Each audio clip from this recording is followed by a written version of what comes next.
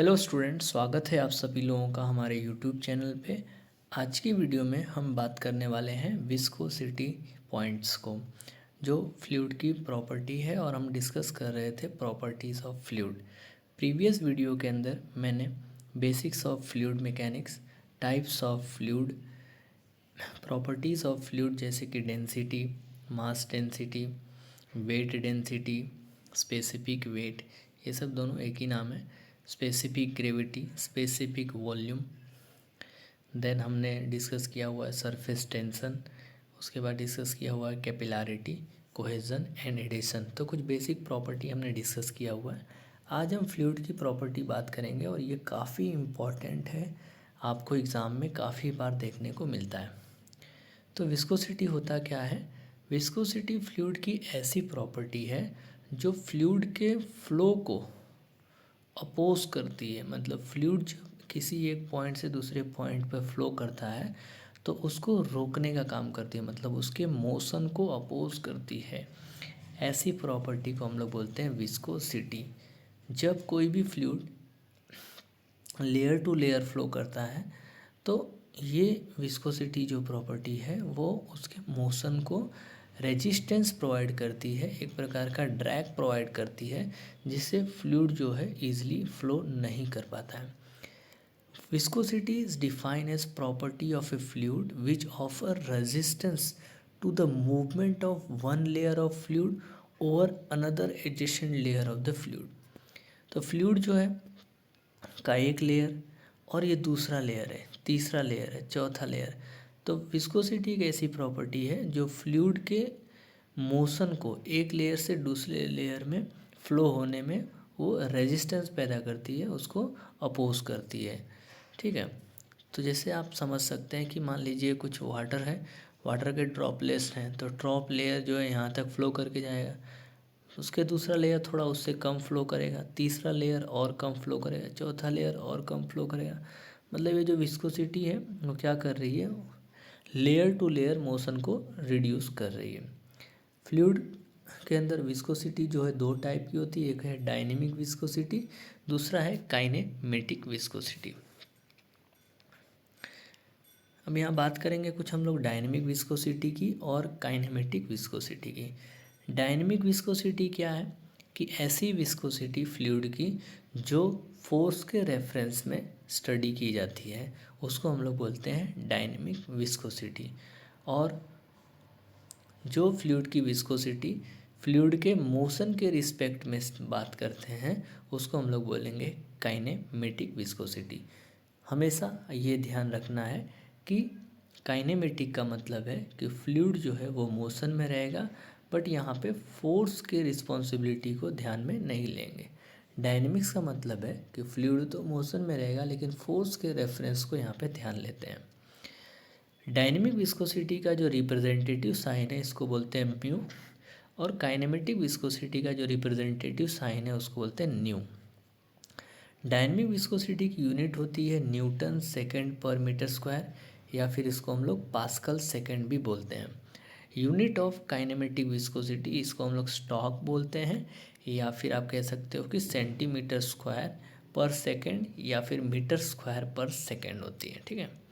और एक स्टॉक में 10⁻⁻⁴ मीटर स्क्वायर पर सेकेंड होता है।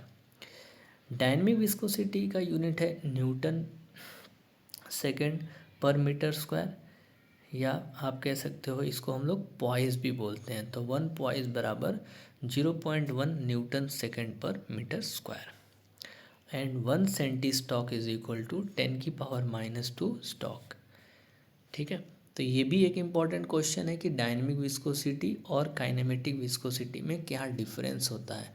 बार बार जीटीयू के अंदर जो है काफ़ी बार पूछा गया है, तो आप इसको भी एक बार रेफ़र कर लीजिएगा। नेक्स्ट है, यदि आपको काइनेमेटिक विस्कोसिटी प्राप्त करना है तो डायनेमिक विस्कोसिटी को डेंसिटी के साथ डिवाइड कर दीजिए। तो ये फॉर्मूला आपका बनता है nu is equal to mu upon रो।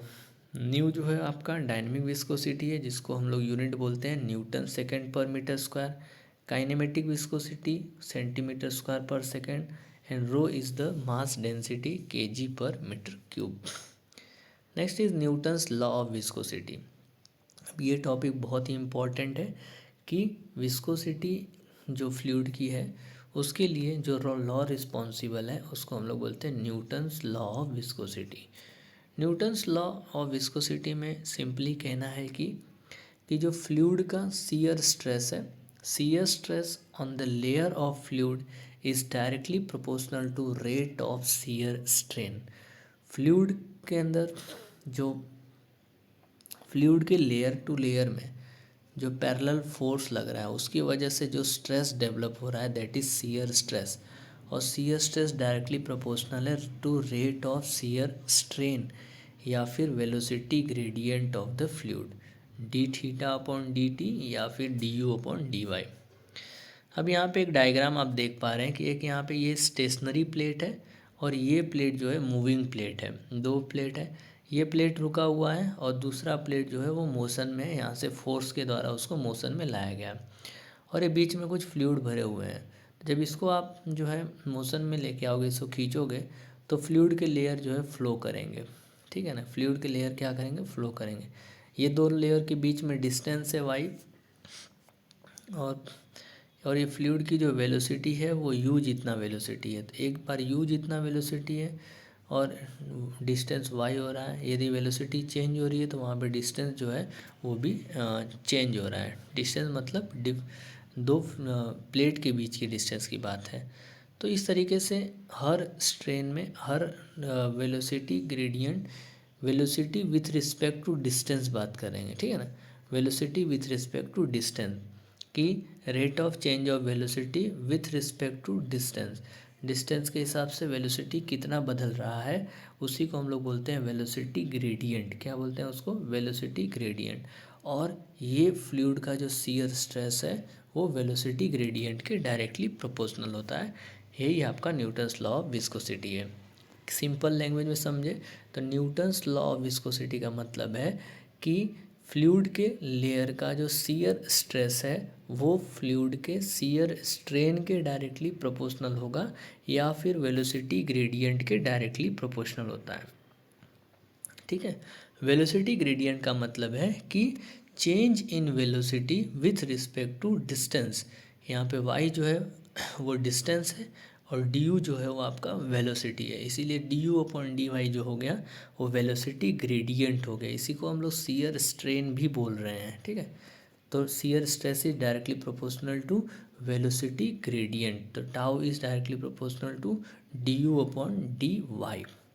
अब यहाँ पे प्रोपोर्शनलिटी का जो साइन है वो यदि हम रिमूव करते हैं तो टाउ बराबर होता है mu into d u upon D y, और यहाँ पे म्यू जो है वो है आपका डायनेमिक विस्कोसिटी, वही क्या है आपका डायनेमिक विस्कोसिटी, ठीक है। तो simple Newton's law of viscosity क्या स्टेट करता है कि as per the Newton's law of viscosity shear stress of a fluid is directly proportional to velocity gradient. Means जितना ज़्यादा वेलोसिटी ग्रेडियंट होगा उतना फ्लूइड के अंदर शियर स्ट्रेस डेवलप होगा, ठीक है। चलिए तो नेक्स्ट बात करते हैं, ये हो गया आपका न्यूटन्स लॉ ऑफ विस्कोसिटी। अब आगे बात करते हैं bulk modulus of elasticity. Bulk modulus of elasticity के, इसको रिप्रेजेंट करते हैं के को। बल्क मॉडुलस ऑफ इलास्टिसिटी जो है वो रेशियो होता है change in pressure to the volumetric strain. Bulk modulus को के से दिखाते हैं और change in pressure divided by volumetric strain. Volumetric strain मतलब change in volume divided by original volume. यहाँ पे dp जो है वो चेंज इन प्रेशर है, dv जो है वो चेंज इन वॉल्यूम है और v जो है वो ओरिजिनल वॉल्यूम है। तो बल्क मॉडुलस ऑफ इलास्टिसिटी आप सिंपली आप कह सकते हैं कि यदि कोई कंटेनर है और कंटेनर के अंदर जो है मान लो गैसेस भरे हुए हैं, तो उस गैस के अंदर जो प्रेशर की वजह से जो चेंजेस आते हैं या फिर यदि प्रेशर चेंज होता है तो उस फ्लूइड के अंदर वॉल्यूमेट्रिक चेंज कितना हो रहा है, इन दोनों का जो रेशियो होता है उसको हम बोलेंगे बल्क मॉडुलस ऑफ इलास्टिसिटी। इसका यूनिट आप कह सकते हो कि unit of bulk modulus of elasticity is Newton पर मीटर स्क्वायर या फिर पास्कल। फिर एक प्रॉपर्टी है फ्लूइड की जिसको बोलते हैं कंप्रेसिबिलिटी। ये बल्क मॉडुलस का जस्ट अपोजिट नेचर है, उसको हम लोग बोलते हैं compressibility it is represented by 1/k। यहाँ से आप इसको देख सकते हैं कि volumetric strain divided by change in pressure, तो आप इस तरीके से इसको रिप्रेजेंट कर सकते हो, that is known as compressibility. Next is vapour pressure. तो वेपर प्रेशर क्या होता है कि फ्लूइड के अंदर एक ऐसी प्रॉपर्टी है वेपर प्रेशर कि जब हम किसी भी फ्लूइड को हीट करते हैं तो एक ऐसा प्रेशर जहाँ पर फ्लूइड जो है वेपर के रूप में कन्वर्ट होने लगेगा, तो उस पॉइंट को हम लोग बोलते हैं वेपर प्रेशर। ठीक है, तो इस तरीके से आपने फ्लूइड की प्रॉपर्टी काफ़ी सारी बात कर ली, काफ़ी इम्पोर्टेंट प्रॉपर्टीज़ हैं हमने आपके साथ डिस्कस किया हुआ है। तो कुछ यूनिट्स डिस्कस कर लेते हैं, जैसे कि स्पेसिफिक ग्रेविटी है। स्पेसिफिक ग्रेविटी का कोई भी यूनिट नहीं होता है। सरफेस टेंशन का यूनिट होता है न्यूटन पर mm या फिर न्यूटन पर मीटर। डायनेमिक विस्कोसिटी है न्यूटन सेकंड पर मीटर स्क्वायर या पास्कल सेकंड। काइनेमेटिक विस्कोसिटी होती है स्टॉक और सेंटीमीटर स्क्वायर पर सेकंड।